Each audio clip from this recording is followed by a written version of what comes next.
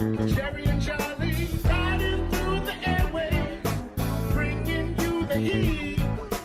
Come on, pull your fans. Now get up out your seat. They're bringing you all things Mets. They're bringing you all things Mets. They're bringing you all things Mets. Now you're listening to Chase Station. Today is Wednesday, July 3rd. The Mets continue to win, undefeated versus the Nationals this year, a Subway Series sweep, a little hiccup against the Astros with a concert that we still haven't talked about, which is nuts. I leave for Maine for one long weekend, not even a week, and so much has happened. I'm joined by Hoodie Jerry Blevins, chilling in a new corner of his office. Jerry, a lot of good stuff to talk about, man. Once again, it's nice. Thank you. They call me Jay Boogie with a hoodie. Nobody's ever called me No one that. calls you that. Come on. Never, not once. Yeah, I even thought it just once, and now I'm out. I'm good, man. Yeah. You want to talk the concert real quick? Because I legitimately thought, first of all, it's cool. Happy Yes. for them. It was a fun moment. I thought they were never going to win a baseball game again. No. I was like, dude, you are challenging the baseball gods. This absurdity, the 7-time ALCS visitor just lost to you, and now you're throwing a concert on their graves, and then they come out like craziness. I was like, why are you tempting? Why are you doing this? Yeah. And then they blew up in the in the late innings to lose twice. I was like, they're never winning again. And then finally they had to do it in extra innings twice in DC. But that was scary, man. I was like, I get it, but also like pretty ballsy to put on a concert. That is like the epitome of Mets fan brain because think about like any other team doing this. It's like, wow, that's very strange. But when you assign that to the Mets, it kind of makes sense. It's like, oh yeah, they would use that as like a rallying cry or something. So when we go to Maine, it's a very relaxing vacation. We do a lot of day drinking and stuff. So like I fall asleep early on those trips. So I slept through the concert and I woke up the next morning and I saw everything. And my reaction was like, one, I had never actually heard the song and it's pretty good. Like I've been listening to it a lot. Kind And of I a don't listen to a banger. lot of Latin music. So Kind like of a banger. good for you. Good for you, Candelita, not Jose Iglesias. Um, Second of all, I was like, damn, I wish they did that after they won the series because I knew from that moment that they were going to lose the series. But I think an important thing to put in scope is that the Astros have won 9 of 10. They are the defending ALCS 7-year streak team.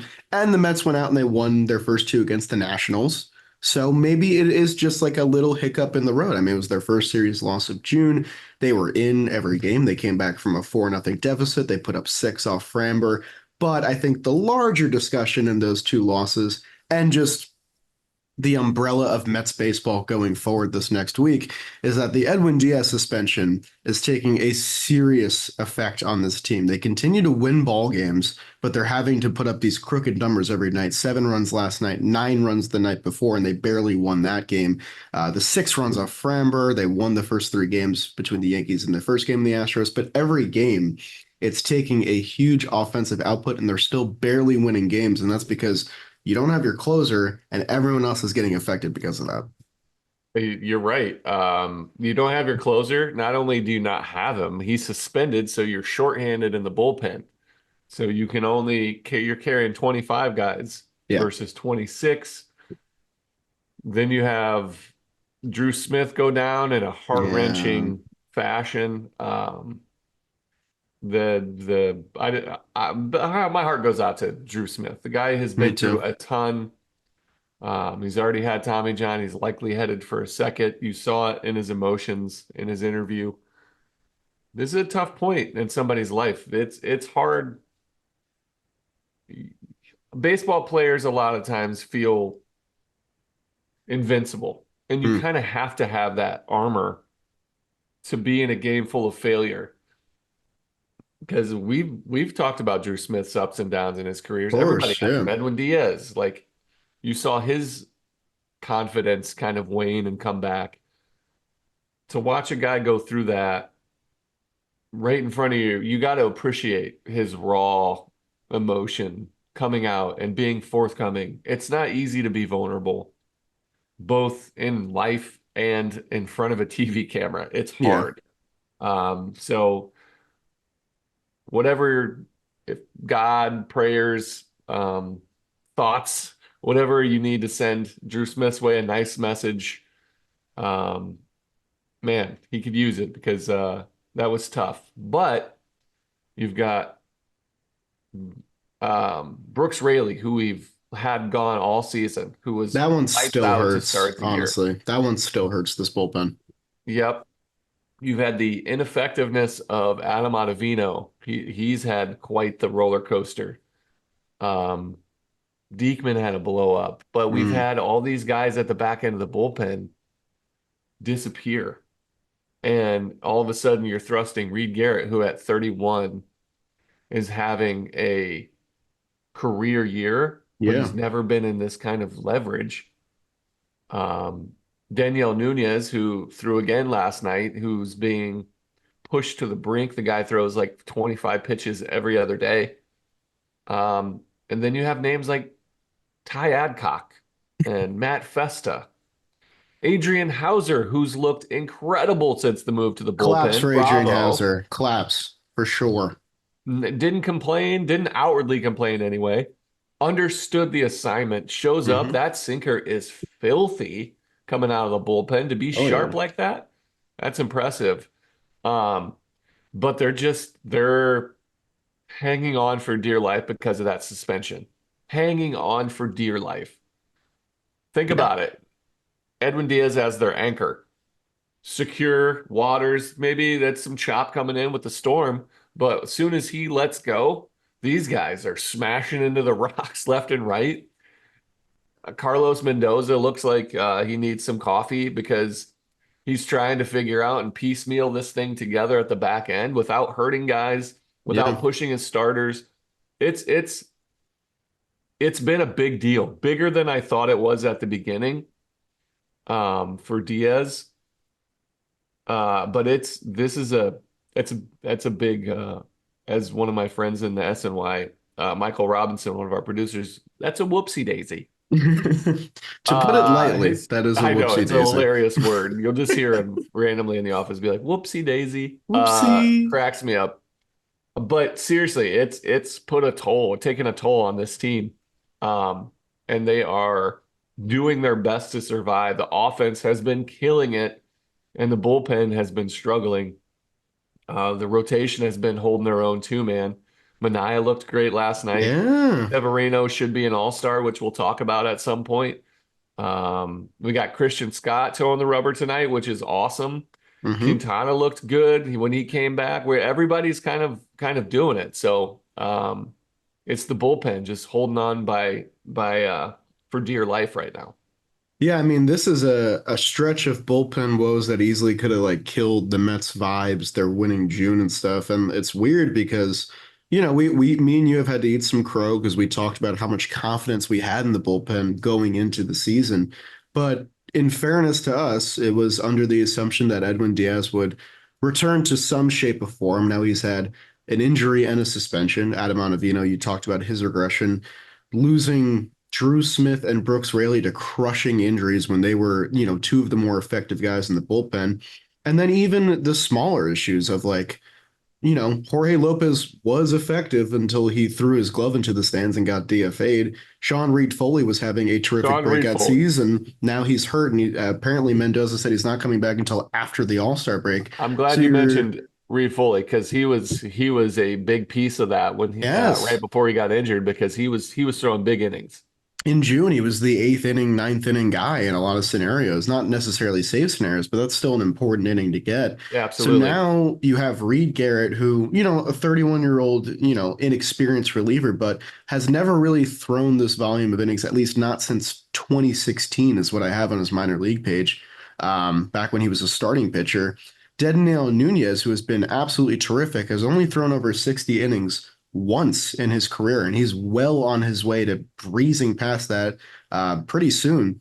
And then Hauser has been a godsend in the bullpen. This was a guy that has always had better numbers out of the pen compared to being in a rotation. So good on the Mets for making that adjustment and putting him in his strength area. But it's very clearly made a necessity of the Mets to go out and buy relief pitching, which thankfully is the easiest thing you can probably buy at the deadline. But this Very is a team expensive. that it's expensive right now, and they might have to make an early move, man. Like, I don't know how I much longer we can run this ship out there because we're barely scraping by in these wins. In my opinion, we're winning games that we shouldn't win when it looks like the bullpen is going to completely implode. Yeah, I mean, if it weren't for the lineup getting to Hunter Harvey, Yeah. it's pretty crazy. Uh, I like Sean Reed Foley. He's really impressed me this year. So that was a bigger. I feel remiss that I forgot his name when we were talking about injuries. Reed Garrett, I think, is a great reliever. I think Yes. this iteration of him, whatever he found with the Mets, this particular that splitty, that cutter, that slider, his fastball, it plays. He just doesn't have that confidence mentality wise to just trust his stuff in a save situation. He's still got great stuff, but he'll make some big mistakes. Try to throw it too hard. Mm, The bomb he gave up, the grand slam to Aaron Judge, yeah.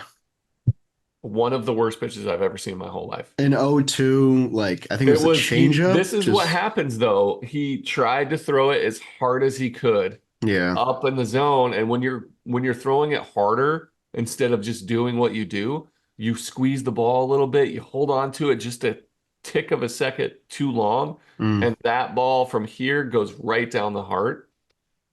He's been doing that. He tried to throw his cutter a little bit, make his slider too big, and it backs up. When you try to add extra, that's when things start to flatten out and be unpredictable. So if he stays within himself and learns to harness, just trusting what he has, I think he'll be great. You can see his like that's the trouble also for guys that pitch with such adrenaline mm, that surges even farther. Sometimes it pushes you over the edge. That's why, Sympathy for the Devil was my walkout song because it brought me from here.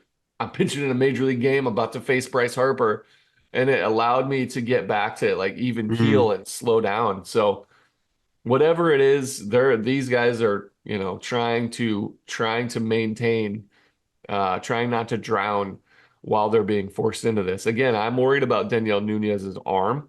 yeah. Um, I think they all are. The coaching staff is like, we don't need to push this guy too much further, but most of the guys have done a good job. I'll take it back.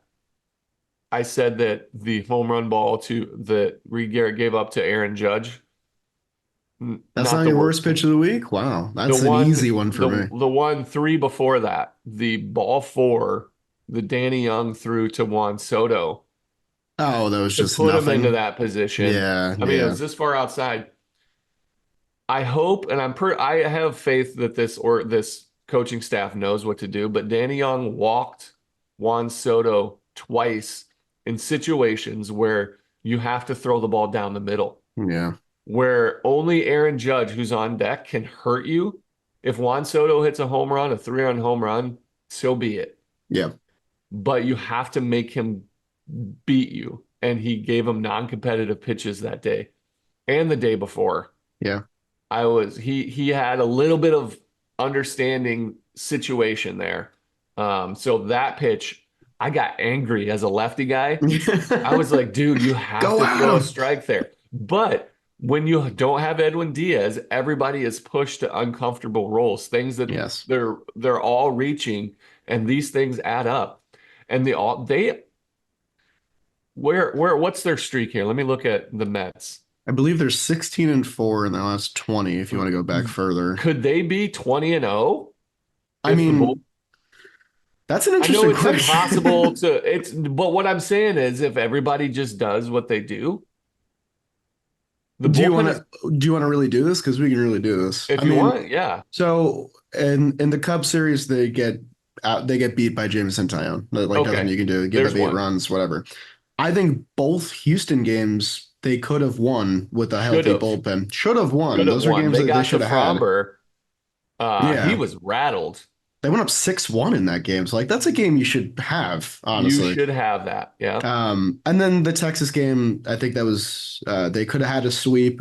Drew Smith gives up the home run, whatever. But Yeah. realistically, this could be an 18-2 stretch if Yeah, the right? bullpen's healthy, which is, ifs, Mhm. ands, and buts or candy and nuts, but Correct. whatever. But they have had the ability, and then the bullpen kind of Yeah. took a couple wins away.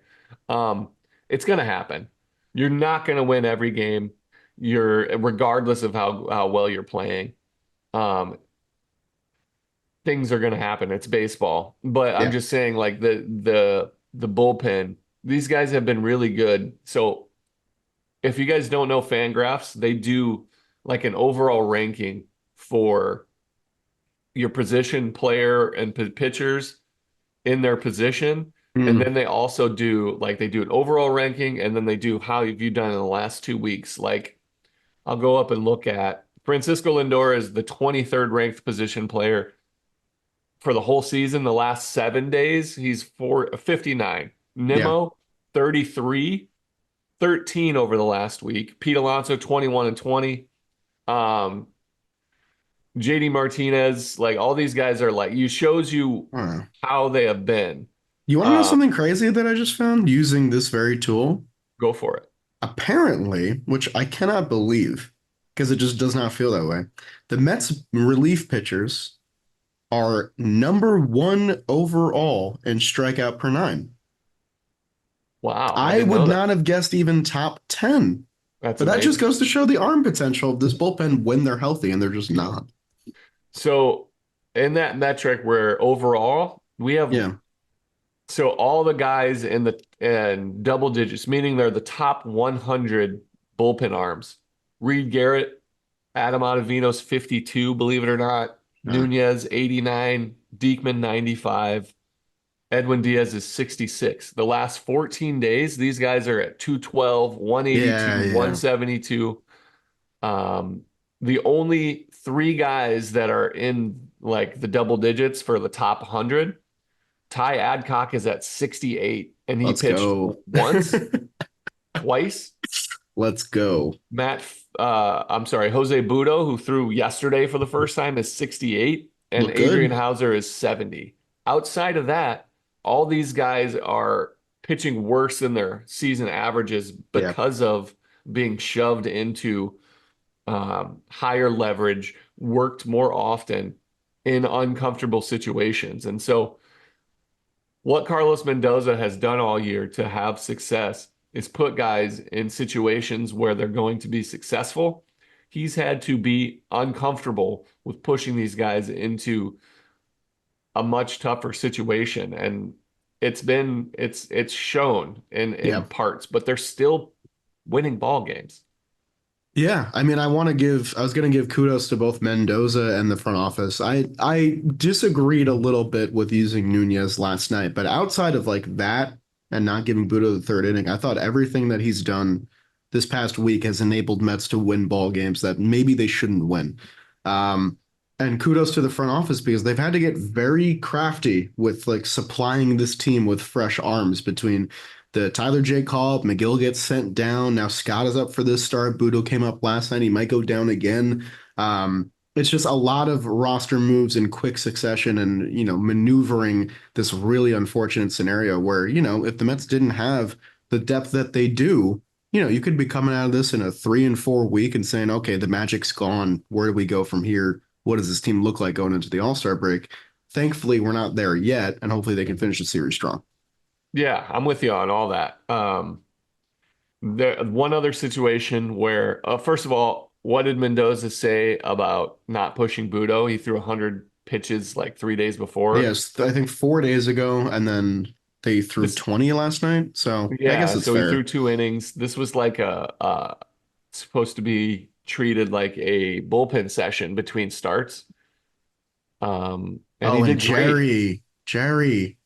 the floodgates have opened. We have our What do we? first trade of the year, first major Oh, trade. oh, breaking news. I wish we had like a fun I little know, and we need a little like passing what? button. Tell me about it. I didn't see it. Uh, Aaron Savali just went to the Milwaukee Brewers in a trade. So the Brewers make the first trade of the year for a starting pitcher. I'm curious to see what the return is because I think this will tell us a lot about what the Mets might have to pay if they want to add something Yeah. in relief. Which So I've been hoping for the last week that the Mets would jump early yeah, and me get a too. bullpen arm to help these guys. The asking price has to be crazy So we'll because they find out need it. soon. Yeah. All right. Well, listen, we've done, I think, 10 minutes on the bullpen being not mean to them, but just being brutally honest No, about just being what it's honest, looked like. correct. And from that tone, it'd make you think that the Mets were losing games this past week, but they've been winning games exclusively because the lineup has been absolutely out of this world. So I think we got to give them some Absolutely. kudos. This is the most fun I've had watching a Mets offense in like since 2022, obviously, but it's so different this year because this team is so strange. They will go dormant against starting pitchers some days, like the past two games against the Nationals, where DJ Hurts and Mackenzie Gore look absolutely unhittable. And then as soon as the relievers come into the game, they just spark and they come back immediately. Or they're beating up on ace pitchers with ease. That some of the names they knocked around this past month were Garrett Cole, Luis Heel, Framber Valdez, Shota Imanaga, Dylan Cease. Like these are really top pitchers of the game. And that just goes to show you that this Mets lineup is among the best in baseball because they're the only one I can think of that is doing this routinely over the past 30 days. Yeah, they've been mashing lefties again up until they faced the Nationals lefty starters. Right. They've been absolutely electric. Like guys have stepped up in big moments, different guys. You've had Lindor, Nimmo, Martinez, Pete, Francisco Alvarez, Vientos, Bader. All these Yeah. guys have had clutch moments, and probably multiple for most of those guys have had moments. It's a daunting lineup. There's no there's no letting your foot off the brake because you have guys at the top that can do damage. You have guys at the back end and Vientos and Alvarez that can do damage. And then in between that, Tyrone Taylor hasn't been amazing, but he's a tough AB with potential to hit the ball the other way. Right. Jeff McNeil has been not up to his regular, but even then he'd mix in a three-hit day against the Astros. He's hard to strike out. He brings a different aspect. Um, and then Bader's been great in the nine spot. Clutch, playing incredible defense. But the lineup is legit, man. Yeah, I mean, they were without JD Martinez last night. They were without Brandon Nimmo the past two nights until he came in mid-game. They lost Bader halfway through last night, but it just doesn't matter because when you have six prolific hitters in your lineup, it doesn't really matter if someone's sitting or not. You're going to be able to produce runs. Francisco Lindor out of the leadoff spot. I got to mention this because SNY put up a terrific graphic, I think, in yesterday's game that was unbelievable. He has a 467 batting average leading off the first inning of the game, 579 on base, and OPS over 1.4. And that's just like a pure lineup switch that we've sung the praises of before. But I haven't thought of the Mets much as a first inning offense. It's really nice to see him get back to where he needs to be this early in the season because I think he's put himself in a position to have one of his better years as a Met. He's on pace for another 30-30 season. He's got 14 homers and 15 stolen bases. And watching him play made me want to do a discussion with you because we're getting to that point where all-star rosters are going to get announced soon. The Mets have, I think, five or six guys that could feasibly get a spot. I don't think they'll get more than two if I had to guess. So I wanted to ask you, and I guess ask myself as well, if you had to pick right now, if it got decided today, who would you want to represent the Mets in the All-Star game this year? Yeah. There's two guys that I think are beyond deserving, that I think should represent the team. And the number one name for me is Brandon Nimmo. Yeah. Nimmo has played excellent basically all season. He's got 13 homers, slugging, about 450. His line is great. He's got an OPS plus of 138, and he's playing solid defense over there. 13 homers, 50 RBI. He's been That's the insane. top run producer for the Mets from day one. He's been crushing it. He went through a big slump when he was in the three hole, and he's still leading the team in RBI. He's got 50. Alonso has 46. Lindor has 40. Those are the closest people to him, and he's been great. Um, I think he's the most deserving of all the Mets, to be honest. I know the outfield is always kind of hard because you usually have guys having career years or they're superstars like Ronald Mm. Acuna, Juan Soto the last couple of years with the Padres. Um, you have big names in the outfield, but this is a good chance for him to get I think, his first All-Star nod. Yeah, so he's never made an all-star team, which I was like, has it never happened? And before the show, and I couldn't believe it. The Yeah. cool thing, I guess I shouldn't say the cool thing, but the advantageous thing is that Acuna is out for the year, unfortunately. Juan Soto is in the American League, and Bryce Harper plays first base now. So essentially three spots that are never available that Nimmo could feasibly leap into. And he's third overall in NL outfielders for on base. He's fifth overall for slugging, second overall for OPS, right behind Jurickson Profar, who's having an amazing year. He's probably going to start the All-Star game. But if you want to talk about most deserving and maybe most realistic, I think this is the year where Brandon Nimmo gets it, and I'm very, very happy for him because he absolutely deserves it. I couldn't agree more. He's been a revelation, and he stole a couple bags. He had a He's good got steal a couple six. nights ago. Yeah, That's good. this guy that's kind of been the one thing, especially for a guy with his speed, that he's just never been able to figure out. He's picked his spots. I mean, six isn't terrible. I'll take it. Um, yeah, absolutely. So then the other one on the pitching side, I think there's one real candidate. I think there's an outside shot at Reed Garrett getting it. Mm. I think he's had a solid year, strikeout numbers. I think, he would be a fun one to watch because his stuff is nasty. But the pitcher for me is Luis Severino. Yeah, He's been so consistent. He's been easily the ace of the Mets staff. Without him, no idea where this team is, to be honest. He's definitely. thrown 97 and a third innings. Which is nuts. That's incredible. That's an amazing first half. He's got an ERA of 3.42. He's got, his strikeout numbers are way down, but it's by design. He had 10 strikeouts against the Cubs, the way he attacked, and then the team needed him to go deep, and he started relying on that sinker against the Astros and went through seven and had 79 pitches. Um, he's been great. He's got a 1.161 whip. He hasn't really walked anybody. I think he's been I think he's been all-star worthy. I think Brandon Nimmo, if I had one choice, would go, and then Mhm. if I had two, it'd be Severino. Severino, the crazy thing about him is that one of my main worries going into the season was like, okay, how long is this guy gonna last? He hasn't thrown, over 102 innings since 2018, and he's gonna crush that benchmark this year. And this past month, he was best for his length. I mean, he went 8 innings in his first start in June, then six, six and a third, six again, seven the last time out, even though he gave up 4 runs. Like, that's been incredibly important for the entire bullpen discussion that we just had. And he's not going to rank in like the top of any National League category, but he's there in everything. He's top 15 in ERAs, top 15 in innings, top 15 in whip. Like, he has done enough, in my opinion, to make his way onto the staff.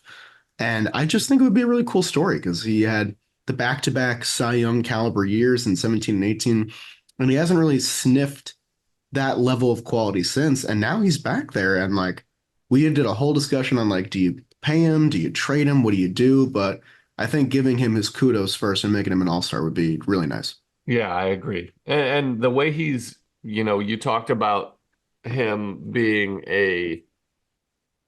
giving up those 4 runs to the Astros. Those 4 runs were, I think he gave up 5 hits under 80 miles per hour. They were little bloops here and there. But again, his ability to decide that he wants to try and go deep and use his sinker, make them put the ball in play, his Mhm. adaptability, I didn't see that kind of ability coming into this year. Yeah. I thought at his best, he's going to do what he did when he was elite, and that's try to strike everybody out. High velo, nasty slider. The guy he's evolved and he's adaptable, and that's an incredible thing to be able to have. I hope he makes the All-Star team. I hope he does too.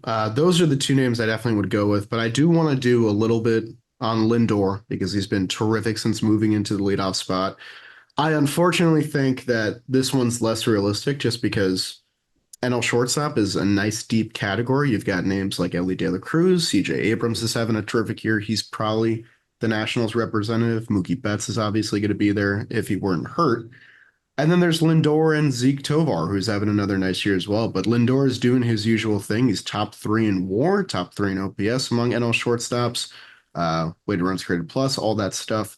And I don't really care about the All-Star game, but part of me does a little bit. Like it's good for the guys; they get incentives in their contract, and it's also just sometimes you want to see the guy that is representative of your team be like the face of your team or whatever it is. So the fact that Lindor has still never made one and he's in his 4th year and he's on pace to have 30-30 again, I think it would be really nice if he got the nod as well. And there is the off chance that the Mets get like a 2 or 3 representatives at the game. But I think it would be really nice for him because you look outside of those 3 names, Alonso objectively is having a really nice year, but I think he's raised his own standard to the point where it kind of feels underwhelming, which feels unfair to him. But he's OPS over 800, 18 home runs. And then JD Martinez, who probably gets hurt on, number of plate appearances, but he's been terrific as well. These 3 guys deserve it. And I really hope that at least 2 of them can get there because they have been, I think, in my opinion, the story of this Mets season. Outside of the bullpen woes, outside of the lineup coming together as a cohesive unit, these are 3 guys who you paid to be important pieces of your team, and they're coming through and they're doing exactly that. Yeah. Give Lindor his props, man. So his biggest downfall and the reason why he hasn't made an all-star team as a Met is his early season slumps. Mm-hmm. And last year, his slump, along with Alonso's, buried the team's contention. Yeah. He had another really good season last year, 30, 30, 30 with the bags and doubles and homers. He came out of it early enough this year to deserve earn a spot in the All-Star game, and he came out of it early enough for the Mets to actually contend. Without him doing what he's doing now, this team would not be a contender. Yes. And they would have been talking about selling, and they probably would trade Severino. Um, but because he showed up earlier than he has in years past, this team is where they're at. And so I think Lindor is the team MVP right now. I think the fact that he plays an excellent shortstop on top of it is not something that you can just dismiss. Yep. He's been great this year, and I think he also deserves to go to the All-Star game. 7th in stolen bases, 2nd in doubles. He's just doing it all alongside the Platinum Glove defense.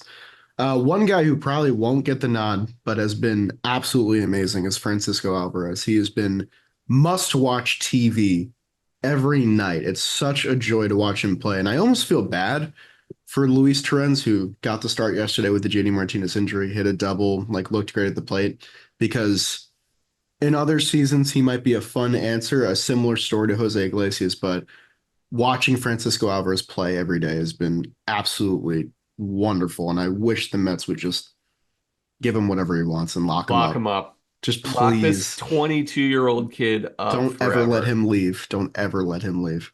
Pull an Atlanta Braves and sign this guy. Please. I mean, you Yes. could have done it in the offseason. Just do it now. Overpay if you need to. Just make sure he doesn't So go anywhere. so here's the 2 contracts for the last 6 weeks plus that I've been clamoring for the Mets to make. Okay, front office Jerry? Alvarez. Of Alvarez is number one. Do you course. have an idea who number two is for me? Okay, so this is an extension, obviously, right? Let's think. I'm gonna scan the roster and then I'm gonna make my guess. I think that Jerry Blevins wants an extension for Mark Vientos. That's a good one. I would say he's on the list, but not at Mhm. number two. I'd love to hear it then. The two that I think they need to sign, Francisco Alvarez, number one. Mm. Number two is Carlos Mendoza. Oh, wow. I think that and I've said it before, and I said it early in the season, Sure. they have something in Carlos Mendoza. Yeah. The way he handled their early season slump, the way he handled the lineup switches, the way he handled the bullpen, the way he's managing this right now to the best of his ability, they have a guy Yeah. that could do this. In his first year, this is a pretty daunting ask the way this team has played for him. He has kept an even keel. He has taken blame. He has given praise when he should. I think they have a guy, and I think I would like to see them sign him up early as a sign he is a steady force in this organization. He can be a backbone.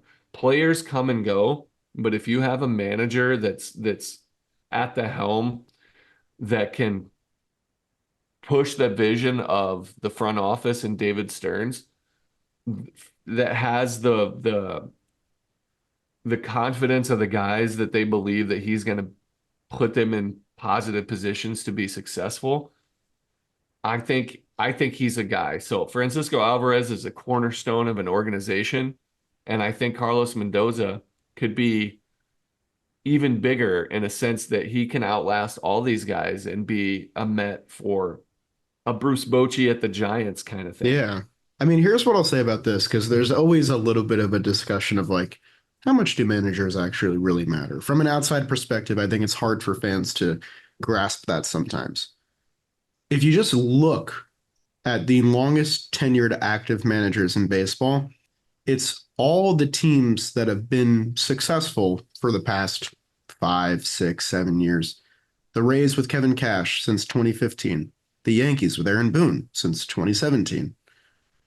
What else? We got the Dodgers with Dave Roberts since 2016. Brian Snitker, Braves 2016. Torey Lovello, Diamondbacks 2016.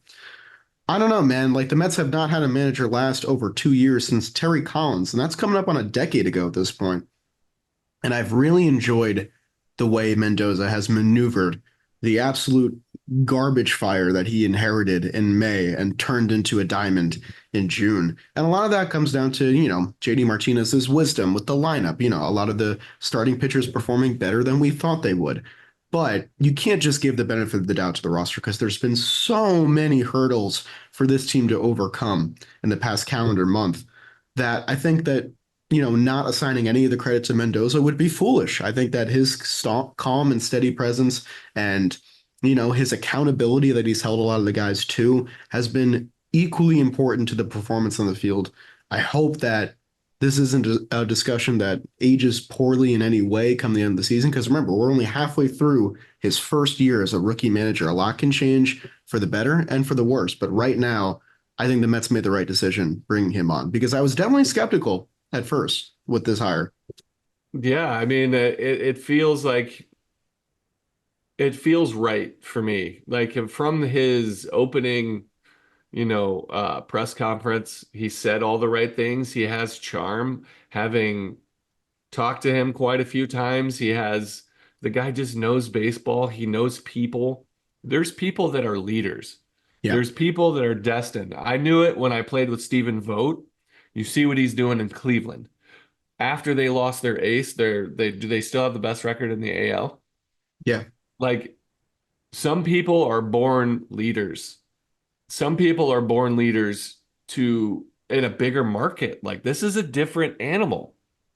To be able to stay yourself, obviously he was successful as a coach with the Yankees, but this guy is a legit leader. He carries himself well.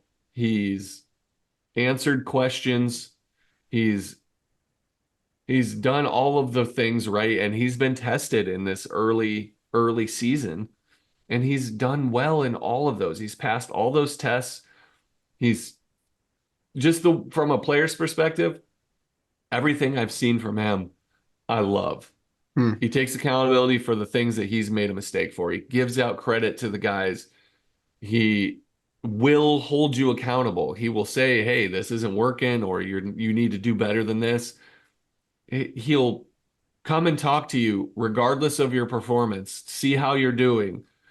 He has a true relationship building uh, ability in this whole thing, and that's so important in baseball because you're around each other so much. If he was if he was full of crap, if he was fake, he would have been you could read it on the players' faces, but Yeah. it's the opposite. These guys appreciate him. I think he could be, the all-time winningest New York Mets manager. I can see it. I think he Wow. can be a guy that can be a Bruce Bochy with the Giants. One of those guys where you just sit back, he's got the ability to lead this team regardless of whatever, roster that you bring to him. He's going to get the best out of these guys. And so Alvarez number one because a catching talent like that you don't come across. He's young. Hmm. Pay the guy, make him happy, push him. And Mendoza, I think those are your two guys that you can lock up now at a pretty cheap rate because they're both so young in their careers that you can be like, hey, I want you to be our manager for the next, 5 years. It's not anything crazy. And then you can go, managers don't get that kind of long. But if you did, Don't hate it. you'd be appreciative. I know that. And one thing I want to say on top of all that, um, with both these guys, I guess Alvarez was top two in the National League in June for OPS plus, average, on base, slugging, or he's fourth in slugging, but still one of the best hitters in baseball. Mendoza didn't move him in the lineup. He said, that's working. That's where you're going to stay. You're going to hit seventh. You're going to hit sixth. Same thing with Vientos. He's got a 900 OPS this year. Up until last night, he was hitting seventh every day because that's what's working. He's putting guys in positions to succeed, like you said before, with the bullpen when he was able to. And And he I think moved that's up really important because too. JD and Nemo are out. So he Exactly. That is stepped the in only and then reason. he'll probably fall back when these guys come in. I don't know if JD will play today with the ankle soreness. They'll probably give him another day just Yeah. because. But hey, I believe in you. You've earned this chance. Go ahead and see what you got. Big double. Yeah. So Huge double. It's very cool to see. yeah. It's all the things that I liked about Buck in 2022 with the added caveat of the Latin background to bond with specific players. It's the Hmm. accountability of players in the media and all that stuff. And like, we don't know anything that goes on behind closed doors, but I have to imagine that the clubhouse being this healthy, or I'd say healthier than it ever was in 2022 with the amount of fun these guys are having, that has to have something to do with him. And it's really cool to say. Yeah, I think so too. So the Mets have been winning ball games. They got two more against the Nationals coming up. Christian Scott finally returns to the major league bump tonight. Really excited to watch him pitch. Hopefully, he can get his first major league win. And then Jose Quintana goes tomorrow. Then we have that series with the Pirates where we're going to get all three of their special young guys between Keller, Jared Jones, and Paul Skeens. So the Mets have some interesting games coming up. Um, just really exciting baseball right now. Not much else to say other than the offense has been absolutely potent. The managing has been great, and hopefully the bullpen can do enough to hold up their end. Yeah, yeah. I mean, it's a big stretch. The Pirates guys are the real deal. Yeah. So that'll be fun, a fun challenge in Pittsburgh. I will be in the booth on July 8th on the getaway day for the Pirates. So And tune I'm into gonna that one. miss it, Jerry. I'm gonna miss it. No, you're not. I You're am. whatever. What are you doing? I'm gonna be in Italy next week, going across continents for the first time in my life. Oh, I'll be congrats. six Have fun. hours ahead, I think. So I may miss it. I'm sad. That's okay. What's 6 hours ahead? 4 in the morning? You can get up for that. Okay, sounds good. I'll make sure I'm up there. Yeah. I don't know if that math checks out. It feels wrong. It felt wrong when you said it, but you're not a Yeah, math guy. You're an arm guy. Come on. that's right. So Um, good. But this is a good run. This is, getting Christian Scott back. This is the exciting prospect from a starting pitcher standpoint that we're most excited about for a reason. Let's get him that win. yeah, and let's get the pitching to turn a corner. The Mets offense since May 30 has been first across the board in triple slash, second in home runs. I want to start seeing some of those pitching stats come up as well. The guys have been doing enough, but when I think of the Mets of years past, I think of great pitching. I'd like to start seeing that come through too. And a guy like Christian Scott and a guy like Jose Budo, those are guys that can spark the staff, and their good pitching can affect everybody else. So hopefully we get some length and some quality there. Yep. Looking forward to it, buddy. So that's it for our show. I don't believe you'll see us next Dude, week by the because way, are you Jerry. just like, are you going on vacations every other week? What the hell, Yeah, man? exactly. I'm coasting this year. You know what? I'm coasting. No, it's nice. I said I wanted to do this for a couple of years, and then this year we were kind of like, all right, we actually have to just try and do it. We can't just keep talking about how much we want to do it. So we're going this year. It's weird because I had like a long weekend vacation. Then I'm back for 3 days working, getting everything done, and then I leave for another week. So you won't hear from me next week, probably. Be living it up. You better text me. Oh, I'll text you, but it's gonna cost me. You have to get WhatsApp. I got WhatsApp, so Okay, I gotta download. I've never used WhatsApp. it's It's it's not. it's so easy. It's not in my game. Next time you see me, I'll be much tanner than I am right now. And you'll come back with a new vigor for red wine, and Mm. Apparently, you lose a lot of weight when you go to Italy, not just because of portions, but because you're walking everywhere. So I'm looking forward to that too. you live in New York City where you should be walking everywhere too, I though. walk a lot. My legs are tired all the time, so maybe it won't affect me that much. All right. Thank you for listening, guys. We'll see you when we see you. Hopefully, the next time we chat, it's about more Mets wins. One game out of a playoff spot, as it is today. Winning team. Who would have thought this a month and change ago? Not me. Not me. We'll Let's see you go guys Mets. next time. So let's go Mets.